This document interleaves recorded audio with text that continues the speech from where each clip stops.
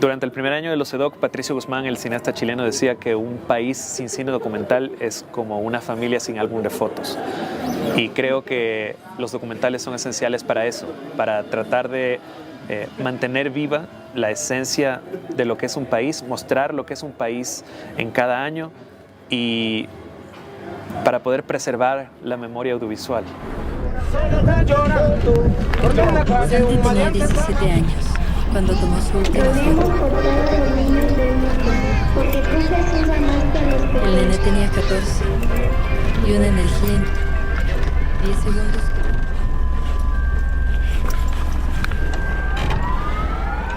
Bueno, el documental es una forma de expresión creativa. Es como escribir cuentos, escribir poesías, o escribir novelas o pintar.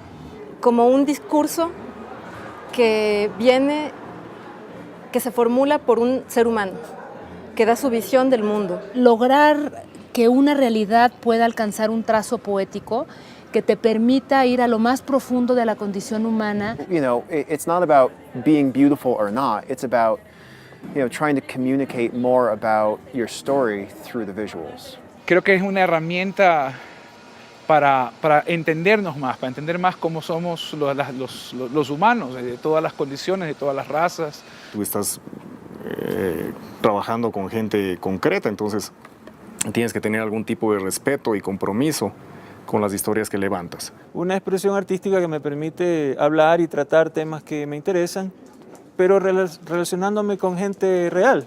No estoy muy en la idea de que el documental sea el cine de lo real, ¿no? También es una construcción el documental. En España, la Virgen del Carmen es patrona del mar y de la Armada Española. También lo fue el Ejército de los Andes de José de San Martín. Es considerada reina y patrona de Chile. Es patrona de los transportadores en Colombia. En Bolivia y Venezuela lo es del Ejército. Y en el Perú, la Virgen del Carmen es la patrona del criollismo, a la que se le canta serenata cada 16 de julio. Antes sabíamos andar entre mis hermanos, Juan, Gregorio, papá, mamá.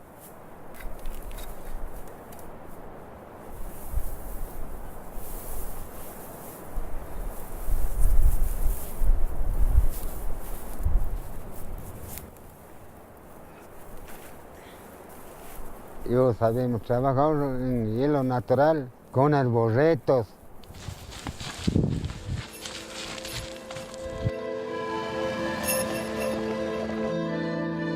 Ay.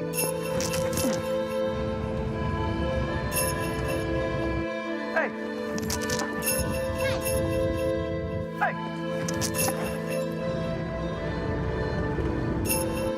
Ay. Mi formación básicamente viene del mundo de la televisión. Yo entré en televisión hace 25 años. Yo tengo un trabajo periodístico de muchos años atrás. No. No sé de dónde, no. Fue un poco por azar que fui encontrando, viste, el camino, no era una cosa... Yo estudié artes plásticas, yo soy pintor. Yo no estudié cine, yo estudié diseño industrial. Trabajaba en televisión, nada más. Empecé a estudiar periodismo y me alejé del periodismo y fui hacia el documental justamente porque esa idea de objetividad, de la verdad, siempre me molestaba mucho. Entonces yo creo en una interpretación, siempre hay una interpretación de la realidad. ¿Cómo se pensaba en su futuro? ¿Qué se pensaba que ia ser sua vida? Que eu pensava que ia ser minha vida, eu pensava que eu ia ser uma vida mais ou menos como ela foi, de constituir uma família, ter filhos e tal. Mudou um pouco no meio do caminho, mas era isso aí mesmo.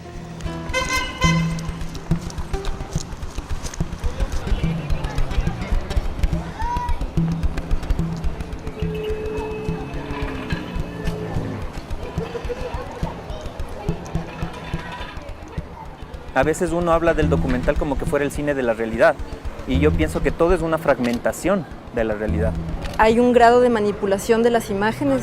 Desde el mismo momento en que uno pone la cámara, lo pone en un lugar preciso, pero eso no significa que uno traicione a la gente a la que está filmando. Entonces, y eso es lo que me interesa en el documental, es esa relación un poquito profunda entre la realidad, digamos, que está ahí y cómo se plasma luego en una historia, porque hay la mirada de alguien, ¿no? Que es el realizador.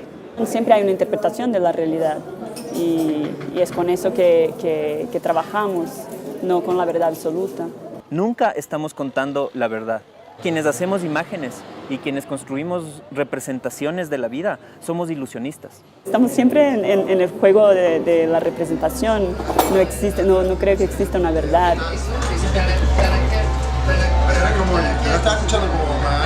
Estás entrando a cómo vive la gente, a cómo piensa la gente y sobre eso tú construyes una narrativa. Tu mejor forma de ser de tu mejor amigo, pero estamos aquí, yo te respeto y te quiero y quiero lo mejor para la banda. El hecho de que haya montaje, de que tú escojas filmar una cosa u otra o que decidas poner un plano y no otro, hace que sea una construcción tuya en la cual tú estás poniendo tu subjetividad. ¿Cuáles son los efectos de la construcción que hacemos de las imágenes? ¿Sobre quién afectan esas imágenes? ¿Qué efectos sociales tiene? ¿Qué vida social tienen las imágenes? Mira, con toda honestidad, para mí el documental, yo personalmente, particularmente, no lo siento tan distinto de la ficción. Sí creo que hay diferencias, sobre todo en ciertas cosas muy básicas, como por ejemplo que no se paga a la gente, ¿no? No hago ninguna diferencia del trabajo de ficción. Para mí la mejor película de ficción es la que se parece a un documental y la mejor película documental es la que se parece a una ficción. 500 años de haber comenzado el trabajo de evangelización en América Latina. En el documental partes de la realidad y la relacionas con la imaginación, y yo creo que en la ficción es como al revés, partes de la imaginación, aunque también la imaginación se generó de una realidad, o sea, siempre se va a establecer una dinámica entre esas dos, ¿no? En el fondo son películas y es cine y son emociones y deberían ser muy parecidas, pero yo sí creo que en el imaginario del público es diferente.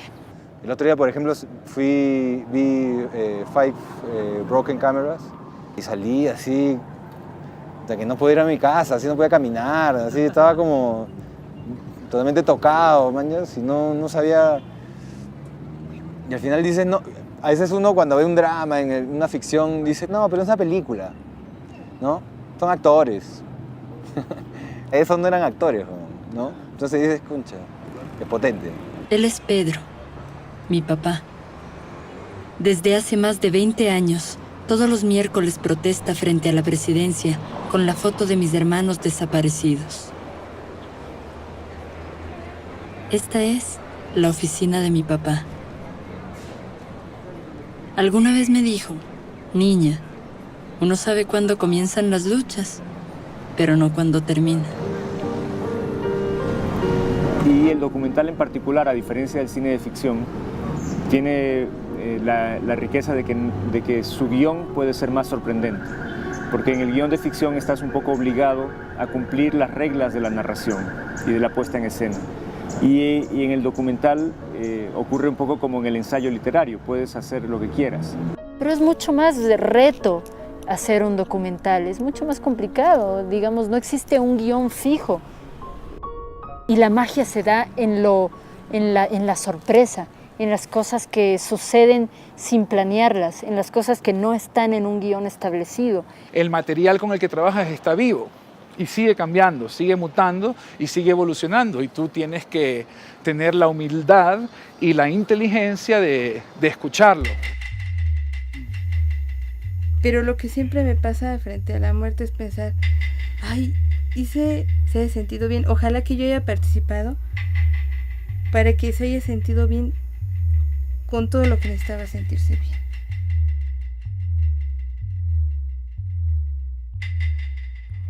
No se murió, porque para mí no se murió, sino que... No, a veces la realidad te da una bocanada de aire que respiras y a partir de ahí construyes cosas que tú no tenías pensadas, ¿no? No siempre tenemos que ir a buscar la realidad que queremos filmar, sino que la realidad nos llama.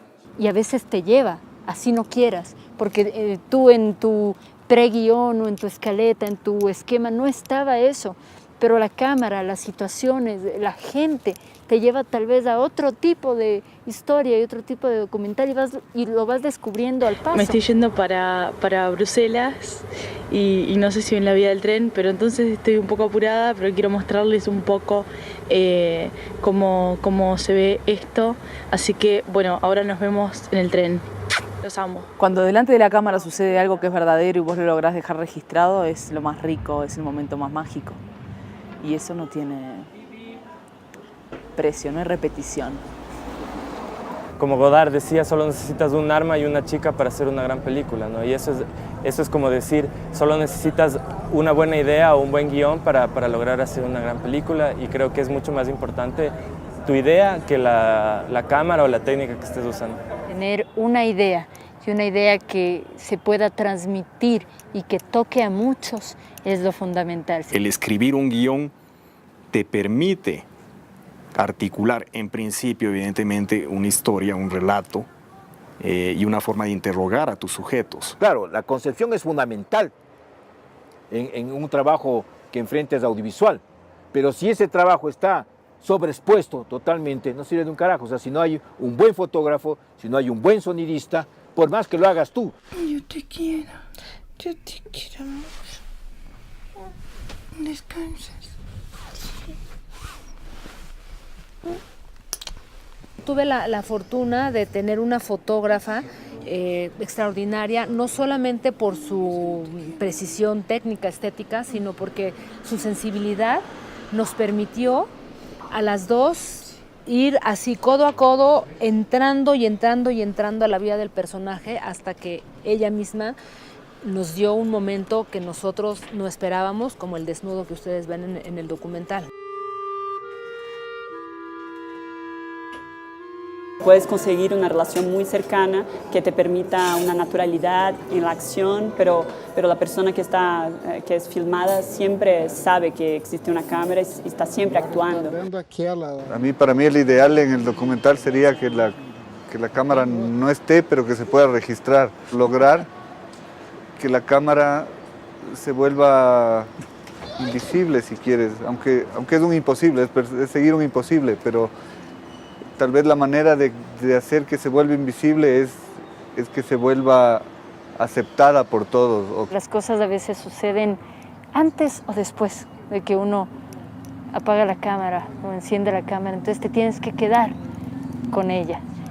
Para mí es importante, es fundamental la espera. Filmmaking is, a huge part is what you see on the screen, and you can communicate a lot through the images. Una cosa se puede ver con alta definición o se puede ver con una definición más estándar, pero se termina viendo. Si una cosa no se escucha bien, el mensaje no llega. Bueno, yo soy fotógrafa, así que tengo muchísimo respeto por el sonido, pero en el caso de mi película Exiliados, yo necesitaba muchísima intimidad con mis personajes, que era mi propia familia. Entonces no trabajé con un sonidista. Me gusta mucho el trabajo sonoro en la medida de que puedes contar un montón de cosas que no se ven. O sea, dentro de un plano que la cámara ya específicamente te encuadra algo, el sonido tiene todas las posibilidades. Creo que el sonido es fundamental, ¿no? Lo que pasa es que también nos hemos acostumbrado a trabajar con que, pues el sonidista pues hace cualquier cosa y no. El sonido muchas veces es el pariente pobre de las historias, y pienso que es muy injusto porque del sonido depende que las historias se entiendan o no se entiendan. Si tu material no está bien, en la edición no puedes hacer nada. Perdido entre el poema de tus calles, voy cantando Lima Bruja.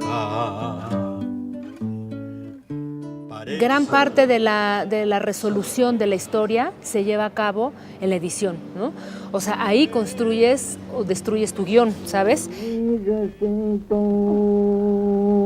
La postproducción y el montaje en sí tiene que estar concebido desde la concepción misma de la idea.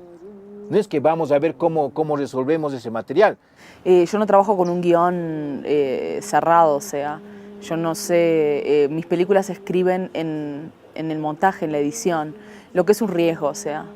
De hecho, mi última película pasé más de un año editando, por periodos, pero digo, no le encontraba su forma definitiva, ¿no? Porque hay 1000 maneras de contar un documental. Entonces, en mi caso, habían 10 documentales más. Casi nos volvemos locos en ese sentido. Prácticamente en la sala de edición se hace una película. Todo se construye en el montaje. La historia de un documental se construye en un montaje. Un personaje se construye en el montaje. Esa posibilidad de unir unas imágenes con otras y descubrir cosas que no se habían visto sino hasta ese momento. Esos hallazgos son los que realmente me conmueven más. And so it's not about what is shaky or isn't shaky, or what is in focus or out of focus, or what is, overexposed or underexposed or perfect. It's about, using the visuals to complement the story. Cada vez, digamos, la técnica o el dispositivo y el tema y mis intenciones cada vez están más unidas. Entonces yo ahora ya no pienso tanto en separado. O sea, es una unidad en la cual no puede fallar el sonido, no puede fallar la imagen, como cualquier trabajo serio, profesional del mundo. O sea, un arquitecto, si no hay una buena cimentación, se cae el edificio. Como de pronto dice Ripstein, o sea, que es el cineasta, ¿no? Sino el conjunto o la suma de muchas creatividades, ¿no? Ay, falleció, disculpe. Muchas gracias. Hasta luego. El hecho de tener fondos para hacer un documental, yo creo que es importante. O sea, es básico porque te permite hacer las cosas de la manera en la que las piensas. O sea, tienes mucha más libertad para poder hacer una chévere foto, para tener una buena producción. La producción es una utopía que raras veces se cumple, pero donde el productor está siempre muy atento al deseo de crear del realizador, del director, del autor. El documental de todas maneras es bastante más barato que la ficción, ¿no? Y yo creo que sí se puede hacer una película con un celular o se puede hacer una película con una cámara uno mismo solo, pero yo creo que un mínimo de fondos sí necesitas, digamos, o sea, no puedes vivir tu vida entera trabajando en este oficio sin tener un sueldo para hacer lo que haces. No quiere decir que porque tengas poco presupuesto no puedes ser creativo y terminar con un producto final increíble o de primer nivel. Nunca se puede permitir de olvidarse de que si no encuentra el financiamiento, no se va a hacer la película. La Casa del Ritmo se hizo gracias a 599 productores asociados de todo el mundo. Están regados por todo el mundo y contribuyeron al proyecto desde $5 hasta $2,000.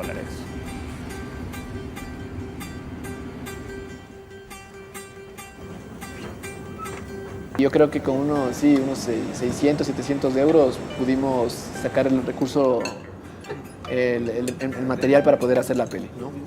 Y bueno, obviamente ni el sonidista ni yo, o sea, nuestro sueldo fue el viaje, ¿no? Es ahora cuando realmente podemos hacer nuestros proyectos, o sea, que tomen vida no solo a base de financiamiento corporativo, financiamiento gubernamental, sino directamente de la gente que lo quiere ver. Lo interesante es ver la cantidad de propuestas que existen y ver que hay documentales que se hacen con celulares y documentales que cuestan cientos de miles de dólares. Y nosotros planteamos este espacio en que todos pueden ser aceptados y todos pueden ser vistos con la misma importancia y en la misma magnitud.